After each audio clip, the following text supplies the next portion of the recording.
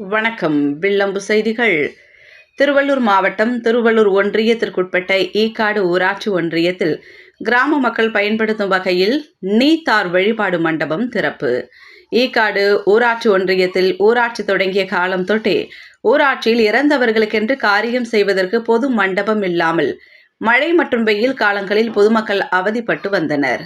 மக்கள் மனதை அறிந்த ஈக்காடு ஒன்றிய கவுன்சிலர் சரத்பாபு கிராம மக்கள் பயனடையும்படியாக காரிய மேடை வேண்டுமென்று தனது ஒன்றிய குழுவில் பலமுறை மனு அளித்து அதை வெற்றிகரமாக பெற்று தனது ஒன்றிய குழு நிதியிலிருந்து சுமார் 5 லட்சம் செலவில் ஒப்பந்ததாரர் வேலாயுதம் அவர்களால் கட்டப்பட்டு மக்கள் பயன்பாட்டிற்கு கொண்டு வந்துள்ளார். இத்தகைய பொதுமக்களுக்கு பயன்படும் நீத்தார் வழிபாடு மண்டபத்தை பெற்று தந்த ஈக்காடு ஒன்றிய கவுன்சிலர் சரத்பாபு அவர்களுக்கு வாழ்த்துக்கள் குவிந்து வருகிறது.